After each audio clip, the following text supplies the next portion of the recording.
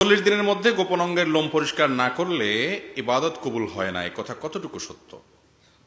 এটা আমাদের সমাজে বহুল প্রচলিত একটি বিষয় যে যদি কেউ নাভির নিচের পশম, বগলের নিচের পশম, এই সমস্ত পশম যদি কেউ 40 দিনের বেশি পরিষ্কার না করে তাহলে ওই ব্যক্তির কোনো নামাজ কবুল হবে না, ইবাদত কবুল হবে না।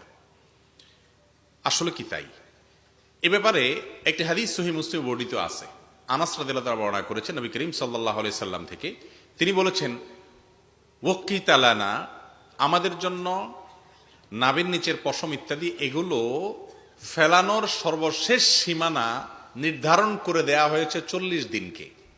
তার মানে উচিত তো হলো আগে আগে করা, সপ্তাহে 15 দিনে একবার আপনার হাতের নখ কাটবেন, গোপ ছোট করবেন, নাভির নিচের বগলের নিচের লোম পশম করবেন, অবাঞ্ছিত লোমগুলো চেষে ফেলবেন, এই কাজগুলো আপনি করবেন। এগুলো মিন সুনানিল ফিতরাহ, অর্থাৎ সকল যুগে নবী রাসূলদের মধ্যে এই সুন্নাতটা আল্লাহর পক্ষ থেকে অবধারিত ছিল।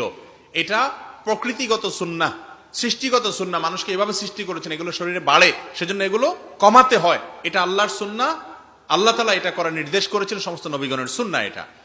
তো সেই সুন্নাহটা পালন করবেন সপ্তাহে একবার, না হয় 15 দিনে একবার, নয় 3 সপ্তাহে একবার, নয় 4 সপ্তাহে একবার, সর্বোচ্চ 40 দিনের মধ্যে একবার অবশ্যই করবেন।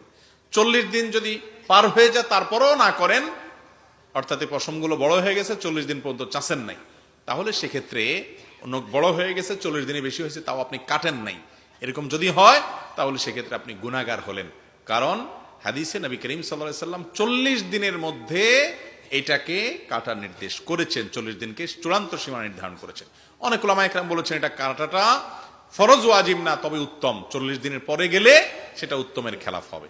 কিন্তু কোন হাদিসে এই কথা বলা নাই যে 40 দিনের পরে যদি কাটা না হয় তাহলে নামাজ হবে না বা নামাজ কবুল হবে না, এমন কোনো কথা হাদিসে নাই। অন্যান্য ইবাদতের সাথে এর সম্পর্ক নাই।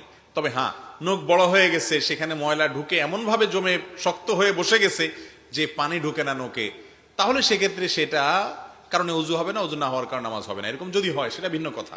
কিন্তু এগুলো বড় হইলেই 40 দিন পার হইলেই নামাজ কবুল হবে না, ইবাদত কবুল হবে না, এমন কোনো কথা হাদিসে নাই। ইবাদতের জায়গায় ইবাদত কবুল হবে যদি ঠিকঠাক মতো পবিত্রতা অর্জন করেন, ঠিকঠাক মতো নামাজ কালাম পড়েন, শর্তগুলো পালন করেন, তাহলে নামাজ ঠিকই হয়ে যাবে, ইবাদত ঠিকই হয়ে যাবে। কিন্তু 40 দিনে বেশি চাচ্ছেন নাই, ছোট করেন নাই, সেজন্য আপনি আলাদা গুনাহগার হবেন, সেটা ভিন্ন কথা। বুঝাতে পারছি বিষয়টা?